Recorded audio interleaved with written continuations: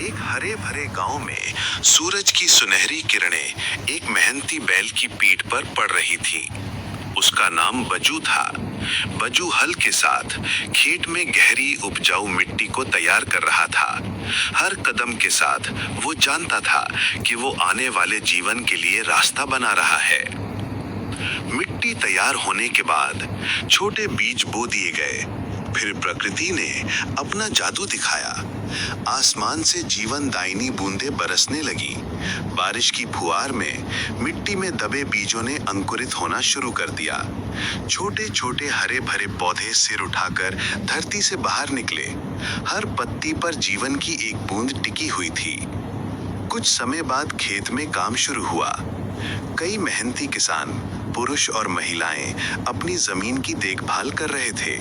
वे खरपतवार निकालते थे, पौधों को सहारा देते थे और सुनिश्चित करते थे कि हर पौधा फल फूल सके। गाजर, पत्ता गोभी और मक्का की फसलें धूप में लहलहा रही थीं, जो किसानों की कड़ी मेहनत का प्रमाण थी। पत्ता गोभी के पत्तों पर ओस की बूंदें चमक रही थीं और हवा में नई हरियाली की खुशबू थी। लेकिन हर कहानी में एक मोड़ आता है। एक दिन दो युवा किसान, जो पड़ोसी भी थे, अपने खेतों की सीमा पर खड़े होकर बहस कर रहे थे। उनका एक छोटा सा झगड़ा था, शायद पानी के हिस्से को लेकर या मेड़ की जगह को लेकर। एक ऊंची आवाज में बोल रहा था तो दूसरा चुपचाप उसकी बातों को सुन रहा था। उनकी नाराजगी से वातावरण में तनाव था। पास ही एक छोटी नदी में एक नन्हा लड़का अपनी छोटी नाव में बैठा था। उसके साथ एक लोमड़ी थी।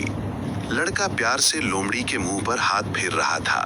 उनकी चुप्पी, शांति और दोस्ती का ये दृश्य उन झगड़ते हुए किसानों के लिए एक अनकहा सबक था कि प्रकृति के इस विशाल संसार में जानवरों और बच्चों के बीच भी शांति और सद्भाव है, तो मनुष्यों को भी प्रेम से रहना चाहिए। इस छोटे से पल ने शायद उन किसानों को अपनी तुच्छ बहस पर विचार करने के लिए मजबूर किया होगा, क्योंकि दिन के अंत में सबसे महत्वपूर्ण बात यही थी कि उन्होंने मिलकर क्या बनाया था। सूरज ढलने लगा था और एक किसान मुस्कान के साथ अपने खेत के बीच में खड़ा था। उसने अपने दोनों हाथों में एक बड़ा चमकीला कटोरा पकड़ा हुआ था, जो ताजी सब्जियों, टमाटर, खीरे और शिमला मिर्च से भरा हुआ था।